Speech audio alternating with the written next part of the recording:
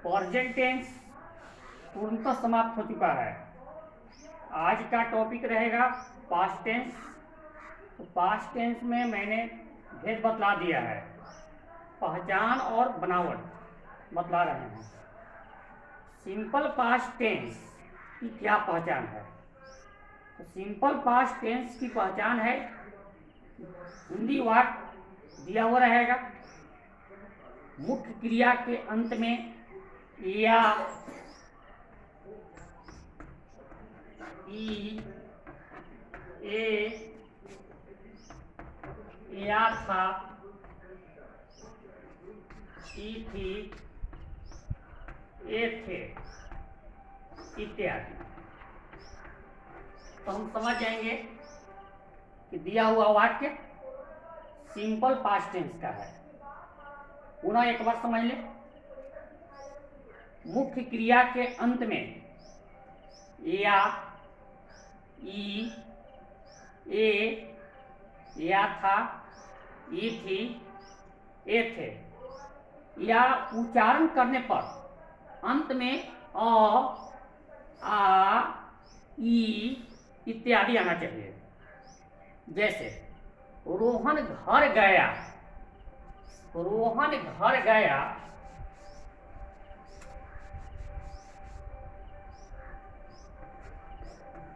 रोहन घर गया। यहां पर जाना क्रिया है, तो अंत में या हो सकता है रोहन घर गया था। अब यहां पर भी अंत में क्या है? या था। तो दिया हुआ वाक्य सिंपल पास्ट टेंस का है। बनावट समझेंगे। बनाने का रूल है, सब्जेक्ट देना है, V2 देना है, अदर वर्ड्स दे देना है और अंत में फुल स्टॉप का प्रयोग कर देना है। जैसे रोहन घर गया, रोहन वेंट होम। रोहन घर गया था, इसका भी यही होगा, रोहन वेंट होम। ध्यान देना है कि जब स्थान के रूप में होम हो तब यहां पर प्रीपोजिशन टू का प्रयोग नहीं होगा। अगर यही सेंटेंस रहता कि रोहन पटना गया है, तब बनेगा रोहन वेंट टू पटना। या रहता रोहन पटना गया था, इसका भी बनावट होगा रोहन वेंट टू पटना। गो का V2 होता है वेंट। जैसे आप लोग को बताया गया था, सिंपल प्रेजेंट टेंस का सहायक क्रिया डू और डज होता है, उसी प्रकार सिंपल पास्ट टेंस का सहायक क्रिया डिड होता है। तो जैसे डू और डज का प्रयोग पढ़ाया गया है, उसी प्रकार डिड का प्रयोग पढ़ना है। उदाहरण में बताया गया था कि डू और डज का प्रयोग सेंटेंस निगेटिव बनाने में या इंट्रोगेटिव बनाने में होता है, और जब सेंटेंस में डू और डज का प्रयोग हो जाता है तो V1 का प्रयोग होता है। उसी प्रकार हमें सेंटेंस निगेटिव बनाना हो या इंट्रोगेटिव बनाना हो, तो इसमें सिंपल पास्ट टेंस में सहायक क्रिया के रूप में डिड का प्रयोग किया जाता है। और जब सेंटेंस में डिड का प्रयोग हो जाएगा तो वर्ब का पहला रूप देना पड़ेगा, यानी V1 देना पड़ेगा। जैसे रोहन घर नहीं गया था, तो बनेगा Rohan did not go home. ये जाता सीता पटना नहीं गई थी, तो बनेगा Sita did not go to Patna. यानी कहने का मतलब कि जैसे आपको सिंपल प्रेजेंट टेंस में पढ़ाया गया है हेल्पिंग वर्ब का प्रयोग, उसी प्रकार सिंपल पास्ट टेंस का सहायक क्रिया यानी हेल्पिंग वर्ब डिड होता है। अब आगे बताएंगे पास्ट कंटिन्यूअस टेंस। तो जैसे प्रेजेंट कंटिन्यूअस टेंस पढ़ाया गया है उसी के पैटर्न पर पास्ट कंटिन्यूअस टेंस है। प्रेजेंट कंटिन्यूअस टेंस में क्या था, मुख्य क्रिया के अंत में रहा है, रही है, रहे हैं, रहा हूँ, रही हूँ, रहे हो। अब यही पास्ट कंटिन्यूअस टेंस में है तो है की जब था हो जाएगा, जैसे रहा था, रही थी, रहे थे इत्यादि। पास्ट कंटिन्यूअस टेंस की पहचान मुख्य क्रिया के अंत में रहा था, रही थी, रहे थे इत्यादि। जैसे वर्षा हो रही थी, मैं खेल रहा था, रोहन पढ़ रहा था, सीता खाना बना रही थी। तो जितना जो मैंने वाक्य दिया सारे वाक्य के अंत में रहा था, रही थी, रहे थे। जैसे हम लोग पैदल टहल रहे थे। अब इसका बनाएंगे कैसे, बनावट क्या होगा, तो बनावट में होगा सब्जेक्ट दे देना है, सब्जेक्ट के अनुसार वाज या वर का प्रयोग कर देना है। भी फोर का मतलब कि भर में आएंगे, अगर ऑब्जेक्ट रहेगा तो ऑब्जेक्ट डाल देना है, अदर वर्ड्स दे देना है। अब यहां पर सवाल उठता है कि वाज का प्रयोग कहां पर करेंगे। तो वाज का प्रयोग करने का रूल है सब्जेक्ट के रूप में आई हो, सब्जेक्ट के रूप में ही हो, सब्जेक्ट के रूप में सी हो, सब्जेक्ट के रूप में सिंगुलर नाउन हो यानी सिंगुलर नेम हो, रोहन हो, सोहन हो, मोहन हो इत्यादि, वहां पर वाज का प्रयोग कर देंगे। बाकी सब्जेक्ट के साथ वर का प्रयोग कर देंगे। फॉर एग्जाम्पल वर्षा हो रही थी, तो यहां सब्जेक्ट के रूप में ईट लेंगे, तो ईट के साथ वाज का प्रयोग होगा। पुनः एक बार ध्यान दें, जब सब्जेक्ट के रूप में आई हो, ही हो, सी हो, ईट हो और सिंगुलर नेम हो, वहां पर वाज का प्रयोग करेंगे और बाकी सब्जेक्ट के साथ वर का प्रयोग करेंगे। वर्षा हो रही थी, तो ईट वाज रेनिंग, रोहन खेल रहा था, रोहन वाज प्लेइंग, सीता खाना बना रही थी, सीता वाज कुकिंग फूड। ये आपका पास्ट कंटिन्यूअस टेंस का पहचान हुआ। अब आगे पास्ट परफेक्ट टेंस। तो पास्ट परफेक्ट टेंस में प्रायः दो घटना घटती है। पास्ट परफेक्ट टेंस में प्रायः दो घटना घटती है। तो कैसे घटना घटती है उदाहरण से ही क्लियर हो पाएगा। डॉक्टर के आने के पहले रोगी मर चुका था। यहां पर दो घटना घटी, एक रोगी का मरना, दूसरा डॉक्टर का आना।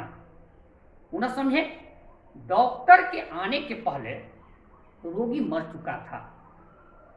मेरे स्टेशन पहुंचने के बाद गाड़ी खुली, इसमें भी दो घटना घटी, एक स्टेशन पहुंचना, दूसरा गाड़ी खुलना। तो पास्ट परफेक्ट टेंस में प्रायः दो घटना घटती है। तो इसको कैसे हम ट्रांसलेट कर पाएंगे, इसका जनरल रूल है कि जो घटना पहले घटती है उसको हम पास्ट परफेक्ट में अनुवाद करेंगे। यानी पास्ट परफेक्ट में अनुवाद करने का रूल है कि सब्जेक्ट देंगे, हेड देंगे, V3 देंगे, अदर वर्ड्स देंगे, और जो घटना बाद में घटेगी उसको हम सिंपल पास्ट टेंस में अनुवाद करेंगे। तो सिंपल पास्ट का रूल क्या है कि सब्जेक्ट देना है, V2 देना है, अदर वर्ड्स दे देना है। फॉर एग्जाम्पल डॉक्टर के आने के पहले रोगी मर चुका था। यहां पर दो घटना घटी, एक रोगी का मरना, दूसरे डॉक्टर का आना। तो रोगी का मरना पहले घट गया, डॉक्टर का आना बाद में घट गया। तो अभी मैंने बोला है कि कि जो घटना पहले घटेगी उसको हम पास्ट परफेक्ट टेंस में अनुवाद करेंगे, यानी उसका पैटर्न है subject plus had plus V3 plus other words. तो बनेगा the patient had died before the doctor केम। आगे है मेरे स्टेशन पहुंचने के बाद गाड़ी खोली। यहां भी दो घटना घटी, एक स्टेशन पहुंचना, दूसरा गाड़ी खोलना। यहां पर वाक्य से स्पष्ट है मेरे स्टेशन पहुंचने के बाद गाड़ी खुली। पहले मैंने स्टेशन पहुंच गया, उसके बाद गाड़ी खुली है। मेरे स्टेशन पहुंचने के बाद गाड़ी खुली।